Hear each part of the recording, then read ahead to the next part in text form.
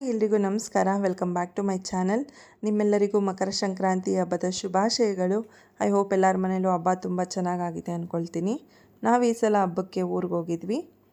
ಮೊದಲು ಮನೆಯಲ್ಲಿ ಪೂಜೆ ಮುಗಿಸ್ಕೊಂಡು ನಂತರ ನಮ್ಮೂರಿನ ಗ್ರಾಮ ದೇವತೆ ದೇವಸ್ಥಾನಕ್ಕೆ ಹೋದ್ವಿ. ಇದು ನಮ್ಮೂರಿನ ಗ್ರಾಮ ದೇವತೆ ದೇವಸ್ಥಾನ. ನಮ್ಮೂರಿನ ಗ್ರಾಮ ದೇವತೆ ಶಕ್ತಿ ದೇವತೆ ಶ್ರೀ ಬೆಟ್ಟದರಸಮ್ಮ ದೇವಿ. ಸುತ್ತ ಹತ್ತೂರಿನ ಶಕ್ತಿ ದೇವತೆ ಅಂತಲೇ ಹೇಳ್ಬೋದು. ಪಕ್ಕದೂರಿನ ಬೆಟ್ಟದ ಮೇಲೆ ತಾಯಿಯ ಮೂಲ ದೇವರಿದೆ. ಅಲ್ಲಿ ಪ್ರತಿ ವರ್ಷ ಮಾರ್ಚ್ ತಿಂಗಳು ಸುತ್ತ ಹತ್ತೂರಿನ ಜನಗಳು ಸೇರಿ ಅದ್ಧೂರಿಯಾಗಿ ತಾಯಿಯ ಪೂಜಾ ಮತ್ತು ಜಾತ್ರಾ ಮಹೋತ್ಸವವನ್ನು ನೆರವೇರಿಸ್ತಾರೆ. ಮಾರ್ಚ್ ತಿಂಗಳಲ್ಲಿ ಆದರೆ ನಾನು ವಿಡಿಯೋದು ಫುಲ್ ಡೀಟೇಲ್ಸ್ ಹಾಕ್ತೀನಿ. ನಾವಿಲ್ಲಿ ತಾಯಿ ದರ್ಶನ ಮುಗಿಸ್ಕೊಂಡು ದೇವರಿಗೆ ಒಂದು ಈಡ್ಗಾಯಿ ಹೊಡೆದು ನಮ್ಮ ಮನೆ ದೇವರ ದರ್ಶನಕ್ಕೆ ಅಂತ ಹೊರಟ್ವಿ. ನಮ್ಮ ಮನೆ ದೇವರು ಶ್ರೀ ಕಾಲಭೈರೇಶ್ವರ ಸ್ವಾಮಿ. ಇದು ಇರೋದು ಮದ್ದೂರು ತಾಲೂಕು, ಮಂಡ್ಯ ಜಿಲ್ಲೆ, ಚಿಕ್ಕರಸಿನಕೆರೆ ಗ್ರಾಮದಲ್ಲಿ. ತುಂಬ ಪ್ರಸಿದ್ಧವಾದ ದೇವಾಲಯ ಕೂಡ ಹೌದು. ಇಲ್ಲೇ ಪಕ್ಕದಲ್ಲಿ ನದಿ ಕೂಡ ಇದೆ. ಮತ್ತು ಇಲ್ಲಿ ಪ್ರತಿನಿತ್ಯ ಅನ್ನದಾಸೋಹ ಕೂಡ ನಡೆಯುತ್ತೆ. ಬನ್ನಿ ಸ್ವಾಮಿಯ ದರ್ಶನ ಮಾಡ್ಕೊಂಡು ಬರೋಣ.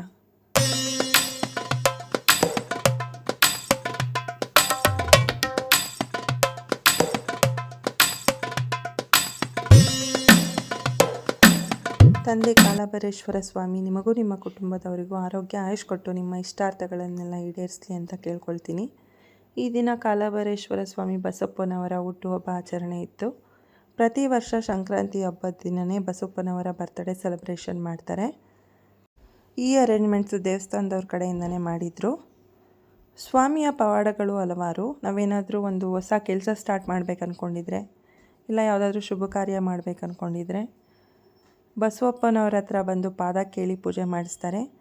ಬಸವಪ್ಪನವರು ಬಲಗಡೆ ಪಾದ ಕೊಟ್ಟರೆ ಆ ಕೆಲಸ ಆಗುತ್ತೆ ಅಂತ ಹೇಳಿ, ಎಡಗಡೆ ಪಾದ ಕೊಟ್ಟರೆ ಆ ಕೆಲಸ ಆಗಲ್ಲ ಅಂತ ಹೇಳಿ. ಹಾಗೆ ಏನೇ ಆರೋಗ್ಯ ಸಮಸ್ಯೆ ಇದ್ದರೂ, ಬೇರೆ ಏನೇ ಸಮಸ್ಯೆ ಇದ್ದರೂ ಬಂದು ಸ್ವಾಮಿಯವರ ಪೂಜೆ ಮಾಡಿಸಿ ಹರಕೆ ಮಾಡಿಕೊಂಡ್ರೆ ನಿಜವಾಗ್ಲೂ ಆ ಕೆಲಸಗಳು ನೆರವೇರುತ್ತೆ, ಸಮಸ್ಯೆಗಳು ಬಗೆಹರಿಯುತ್ತೆ ಅಂತ ಹೇಳಿ ನಂಬಿಕೆ ಇದೆ. ಅದು ನಿಜನೂ ಕೂಡ. ನಾವೇ ತುಂಬ ಎಕ್ಸಾಂಪಲ್ಸ್ ನೋಡಿದ್ದೀವಿ. ಬೆಂಗಳೂರಿಂದ ತುಂಬ ಜನ ಭಕ್ತಾದಿಗಳು ದೇವಾಲಯಕ್ಕೆ ಬರ್ತಾರೆ ಅಂತಲೇ ಹೇಳ್ಬೋದು. ಮನೆ ಗೃಹ ಪ್ರವೇಶ, ಹೊಸ ಕಂಪ್ನಿಗಳಿಗೆ ಕಾಲಭೈರೇಶ್ವರ ಸ್ವಾಮಿ ಬಸಪ್ಪನವ್ರನ್ನ ಕರ್ಕೊಂಡೋಗಿ ಪೂಜೆ ಮಾಡಿಸ್ತಾರೆ. ನಾನು ದೇವಸ್ಥಾನದವ್ರದ್ದು ನಂಬರ್ ಹಾಕಿರ್ತೀನಿ ಡಿಸ್ಕ್ರಿಪ್ಷನಲ್ಲಿ. ಹೆಚ್ಚಿನ ಡೀಟೇಲ್ಸ್ಗೆ ಅವ್ರಿಗೆ ಕಾಲ್ ಮಾಡ್ಬೋದು. ನಿಮ್ಮೂರಿಗೆ ಇಲ್ಲ ನಿಮ್ಮ ಮನೆಗೆ ಬಸಪ್ಪನವ್ರನ್ನ ಕರೆಸಿ ಪೂಜೆ ಮಾಡಬೇಕು ಅಂತ ಇದ್ದರೆ. ಮತ್ತು ಈ ದಿನ ಬೇರೆ ಬೇರೆ ಭಕ್ತಾದಿಗಳು ಕೂಡ ಅವರ ಶಕ್ತಿಗೆ ಅನುಗುಣವಾಗಿ ಬಸಪ್ಪನವರಿಗೆ ಕೇಕ್ ತಂದು ಬಸಪ್ಪನವರಿಗೆ ಅರ್ಪಿಸಿ ಬಂದಿರೋ ಭಕ್ತಾದಿಗಳಿಗೆ ಕೇಕ್ನ ಹಂಚಿ ಬರ್ತ್ಡೇ ಸೆಲೆಬ್ರೇಟ್ ಮಾಡ್ತಾರೆ. ಹಾಗೆ ಇಲ್ಲೊಂದು ಟೀಮು ತುಂಬ ಚೆನ್ನಾಗಿ ಬರ್ತ್ಡೇ ಅರೇಂಜ್ಮೆಂಟ್ಸ್ ಮಾಡಿದರು ಬಸವಪ್ಪನವರಿಗೆ. ನಾನು ಮಾತಾಡಿಸ್ತಾ ಗೊತ್ತಾಯಿತು ಅವರು ಮಳವಳ್ಳಿ ಅವರು ಅಂತ ಹೇಳಿ. ಒಂದು ಕೇಕ್ ಮೇಲೆ ಬಸವಪ್ಪನವರ ಫೋಟೋ ಕೇಕ್ ಇತ್ತು, ಇನ್ನೊಂದು ಬಾಸ್ ಅಂತ ಬರೆಸಿದ್ರು. ಇದೇ ಟೀಮು ಬರ್ತ್ಡೇ ಸೆಲೆಬ್ರೇಟ್ ಮಾಡಿದ್ದು. ತುಂಬ ಚೆನ್ನಾಗಿ ಮಾಡಿದರು. ನೋಡಿ ತುಂಬ ಖುಷಿ ಆಯಿತು. ನಿಜವಾಗ್ಲೂ ಯೂತ್ಸ್ ಈ ಥರ ನಮ್ಮ ಆಚರಣೆಗಳು, ನಮ್ಮ ಧರ್ಮದ ಬಗ್ಗೆ ಈ ಥರ ಒಲವು ತೋರಿಸಿ ಇಷ್ಟು ಚೆನ್ನಾಗಿ ಸೆಲೆಬ್ರೇಟ್ ಮಾಡ್ತಾರೆ ಅಂದರೆ ಖುಷಿ ಆಗುತ್ತೆ. ತಂದೆ ಕಾಲಭೈರೇಶ್ವರ ಸ್ವಾಮಿ ನಿಮ್ಮೆಲ್ಲರಿಗೂ ಆರೋಗ್ಯ ಆಯುಷ್ ಕೊಟ್ಟು ನಿಮ್ಮ ಇಷ್ಟಾರ್ಥ ಎಲ್ಲ ಈಡೇರಿಸಲಿ. ಹಾಗೆ ಮುಂದಿನ ವರ್ಷ ಇದಕ್ಕಿಂತ ಅದ್ಧೂರಿಯಾಗಿ ಬರ್ತ್ಡೇ ಸೆಲೆಬ್ರೇಟ್ ಮಾಡೋ ಶಕ್ತಿ ಆ ದೇವರು ನಿಮಗೆ ಕೊಡಲಿ ಅಂತ ಕೇಳ್ಕೊಳ್ತೀನಿ. ನೋಡಿ ಎಷ್ಟು ಕಷ್ಟಪಟ್ಟು ವಿಡಿಯೋ ಮಾಡ್ತಿದ್ದಾರೆ. ದೇವಸ್ಥಾನ ತುಂಬ ರಶ್ ಇತ್ತು. ಬರ್ತ್ಡೇ ಸೆಲೆಬ್ರೇಷನ್ ಮಾಡೋ ಜಾಗದಲ್ಲಂತೂ ತುಂಬ ಭಕ್ತಾದಿಗಳಿದ್ದರು. ಅದರಿಂದ ವಿಡಿಯೋ ನೀಟಾಗಿ ಮಾಡ್ಕೊಳಕ್ಕಾಗ್ತಿರ್ಲಿಲ್ಲ. ನನಗೆ ಈ ವಿಡಿಯೋ ಕಳಿಸ್ಕೊಟ್ಟಿದ್ದು ಶಿವಕುಮಾರ್ ಅನ್ನೋ ಹುಡುಗ. ಈ ಟೀಮ್ ಅವರೇ, ಮಳವಳ್ಳಿ ಹುಡುಗರು ಟೀಮ್ ಅವರೇ ಈ ಬರ್ತ್ಡೇ ಸೆಲೆಬ್ರೇಟ್ ಮಾಡ್ತಿರೋರು. Thank you Shivakumar.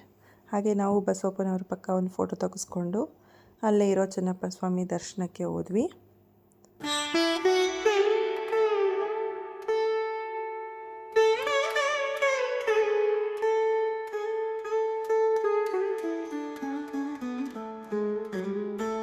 ಇಲ್ಲಿ ದೇವರ ದರ್ಶನ ಮುಗಿಸ್ಕೊಂಡು ಪ್ರಸಾದ ತಿಂದ್ಕೊಂಡು ಮುಂದೆ ನಾವು ನಮ್ಮ ಮನೆಯ ಹೆಣ್ಣು ದೇವರ ದರ್ಶನಕ್ಕೆ ಹೋದ್ವಿ. ಇದಿರೋದು ದೊಡ್ಡರಸಿನಕೆರೆ ಗ್ರಾಮದಲ್ಲಿ. ರೆಬೆಲ್ ಸ್ಟಾರ್ ಅಂಬರೀಷ್ ಅವರ ಹುಟ್ಟೂರು. ನಮ್ಮ ಮನೆಯ ಹೆಣ್ಣು ದೇವರು ತಾಯಿ ಏಳೂರಮ್ಮ ದೇವಿ.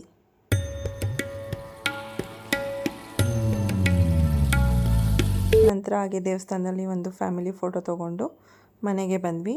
ಇನ್ನು ಸಾಯಂಕಾಲ ಮನೆಯಲ್ಲಿ ಸಂಕ್ರಾಂತಿ ಹಬ್ಬನ ಈ ಥರ ಉಡಿ ತುಂಬೋ ಮುಖಾಂತರ ಹೆಣ್ಣು ಮಕ್ಕಳಿಗೆ ಪೂಜೆ ಮಾಡಿ ಅಕ್ಕಪಕ್ಕದ ಮನೆಯವರಿಗೆ ಎಳ್ಳು ಬೆಲ್ಲ ಕೊಟ್ಟು ಸಂಕ್ರಾಂತಿ ಹಬ್ಬನ ಆಚರಣೆ ಮಾಡ್ತೀವಿ. ಈ ಟೈಮಲ್ಲಿ ಹೆಣ್ಮಕ್ಳನ್ನ ನೋಡೋದೇ ಒಂದು ಖುಷಿ ಅಲ್ವಾ. ಚೆನ್ನಾಗಿ ರೆಡಿಯಾಗಿ ಹೋಗಿ ಎಳ್ಳು ಬೆಲ್ಲ ಹಂಚಿ ಬರ್ತಾರೆ. ಇನ್ನು ಹುಡುಗರುಗಳು ತಾವು ಸಾಕಿರೋ ಹಸು ದನಗಳಿಗೆ ಕ್ಲೀನ್ ಮಾಡಿ ಡೆಕೋರೇಷನ್ ಮಾಡಿ ಕಿಚ್ಚಾಯಿಸಿದ್ರೇ ಸಂಕ್ರಾಂತಿ ಹಬ್ಬ ಮುಗಿಯೋದು, ಅದಕ್ಕೆ ಒಂದು ಪೂರ್ಣ ಅರ್ಥ ಬರೋದು ಅಂತಲೇ ಹೇಳ್ಬೋದು. ಇದ್ರ ಕಂಟಿನ್ಯೂಷನ್ ವ್ಲಾಗು ನಾನು ನೆಕ್ಸ್ಟ್ ವೀಡಿಯೋದಲ್ಲಿ ಹಾಕಿದ್ದೀನಿ, ಮರೀದೆ ನೋಡಿ. ಹಾಗೆ ನನ್ನ ಚಾನಲ್ನ ಮರೀದೆ ಸಬ್ಸ್ಕ್ರೈಬ್ ಮಾಡಿ. Thank you.